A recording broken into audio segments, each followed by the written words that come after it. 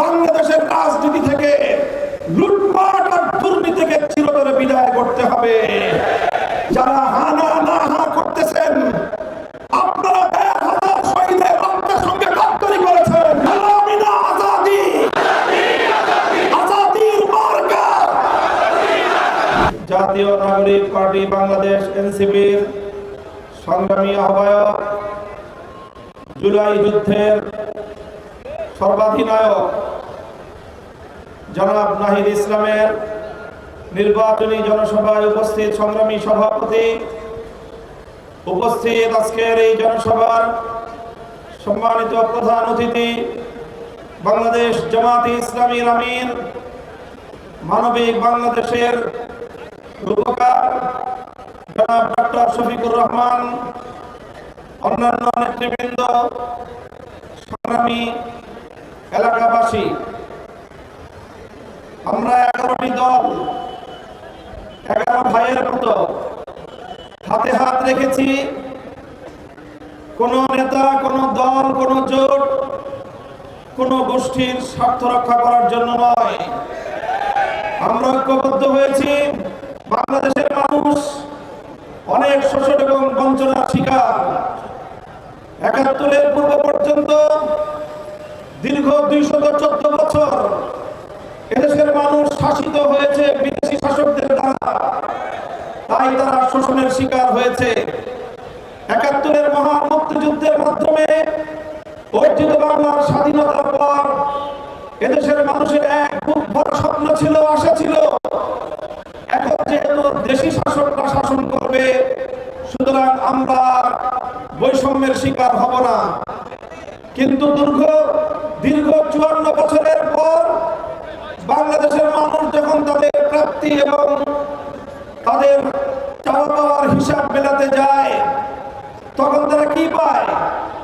তারা দেখে যে শাসকের গায়ের চামড়ার রং পরিবর্তন হয়েছে, শাসকের জাতের পরিবর্তন হয়েছে, শাসকের ভাষার পরিবর্তন হয়েছে, কিন্তু বাংলার মানুষের ভাগ্য নিয়ে ছিনিমিনি খেলা, বাংলার মানুষের অধিকার ছিনতাই করার শাসনের কোনো পরিবর্তন হয় নাই।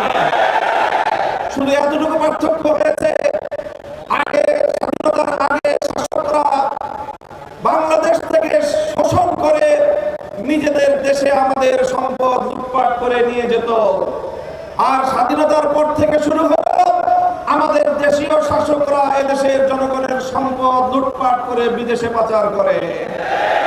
সেই হিসেবে যারা আমার দেশ থেকে লুটপাট করে নিজেদের দেশে নিয়ে যেত, তাদের তুলনায় যারা আমার দেশের সম্পদ লুটপাট করে বিদেশে বেগম পাড়া করেছে, তারা দেশের জনগণের সাথে আরো বড় গাদ্দারি করেছে।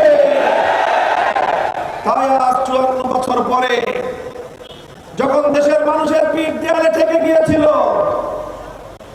আর কেউ কেউ শুধুমাত্র বাংলাদেশের মানুষকে ঈদের কথা শোনাতো, বলতো ঈদ আসবে, ঈদ আসবে, ঈদ আসবে, আন্দোলন হবে। 17 বছর, প্রায় 15 বছর পর্যন্ত বাংলাদেশের ভাগ্য আকাশে আর ঈদের চার উঠল না। মানুষের পিঠ দেয়ালে ঠেকে গেল।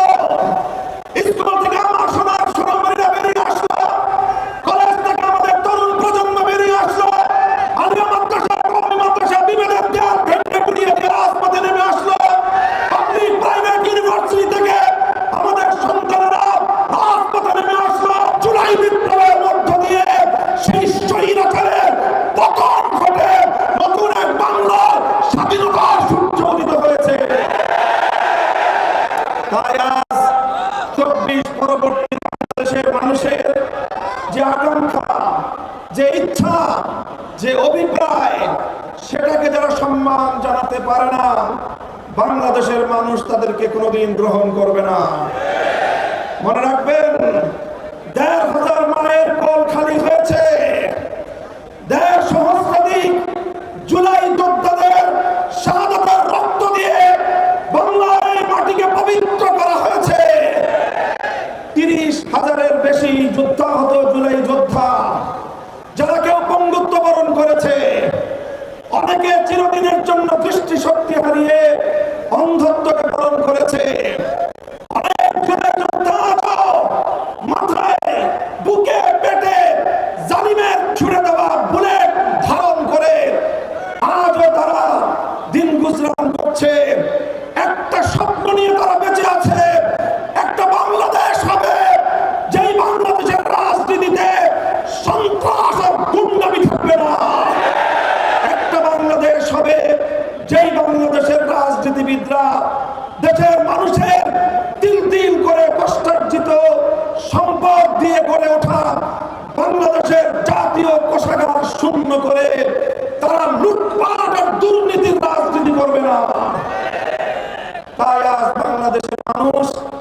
এদেশের বিগত দিনের রাজনীতির কাজে সওয়ার হওয়া এই দুই ভূতকে বিতাড়ন করার জন্য আজ ঐক্যবদ্ধ হয়েছে। এক নম্বর ভূত হলো বাংলাদেশের রাজনীতি থেকে গুন্ডামি আর সন্ত্রাসকে ঝেঁটিয়ে বিদায় করতে হবে। দুই নম্বর ভূত হলো বাংলাদেশের রাজনীতি থেকে লুটপাট আর দুর্নীতিকে চিরতরে বিদায় করতে হবে ইনশাআল্লাহ। তাই জুলাই বিপ্লবের মধ্য দিয়ে যে নতুন বাংলাদেশের যাত্রা শুরু হয়েছে, নাহিদ ইসলাম জীবনকে ঝুঁকির মুখে ফেলে জালিমের বুলেটের সামনে আবু সাঈদ মুগ্ধরা চিরতন করে দিয়ে যে বিপ্লবের সূচনা করেছিল ডক্টর শফিকুর রহমান সাহেবের নেতৃত্বে 11 দলীয় নির্বাচনের ঐক্যজোট আগামী 12 ফেব্রুয়ারি ব্যালট বিপ্লবের মাধ্যমে সোনার বাংলাদেশ গড়ে তুলবে ইনশাআল্লাহ। জুলাই সনদ, জুলাই বিপ্লবের প্রশ্নে কোন নমনীয়তার সুযোগ নাই, আপোষের সুযোগ নাই। যারা হানা না হা করতেছেন, আপনারা 1000 শহীদের রক্তের সঙ্গে গাদ্দারি করেছেন, 30,000 যুদ্ধাহত জুলাই যোদ্ধাদের সঙ্গে বিশ্বাসঘাতকতা করেছেন। শহীদদের রক্তকে যারা সম্মান জানাতে, যুদ্ধাহত জুলাই যোদ্ধাদেরকে আজও যারা সম্মান করতে পারে না যথাযথভাবে, দেশের জনগণের ভাগ্য তাদের হাতে নিরাপদ নয়। তাই গণভোটে নির্ভীক চিত্তে, অকুণ্ঠ চিত্তে, স্বতঃস্ফূর্তভাবে গোটা বাংলাকে নিরঙ্কুশভাবে বিজয়ী করতে হবে ইনশাআল্লাহ।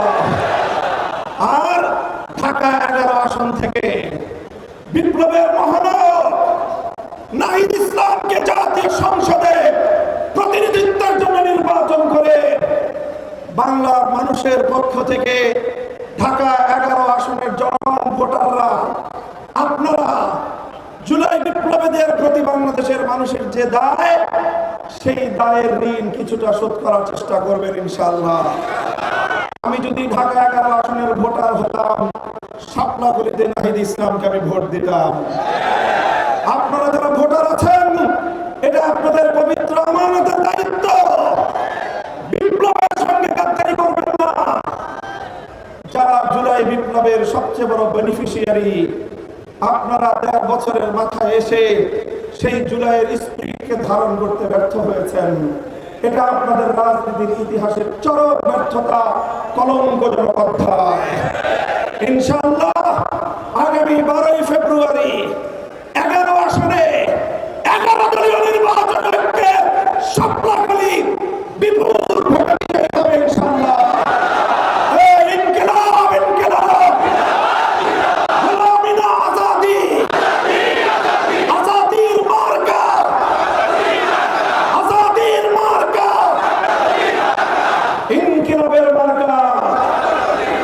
নাসরুম মিনাল্লাহি ওয়া ফাতহুন করিব। আল্লাহর সাহায্য সমাগত, আমাদের বিজয় অবশ্যম্ভাবী ইনশাআল্লাহ। আসসালামু আলাইকুম ওয়া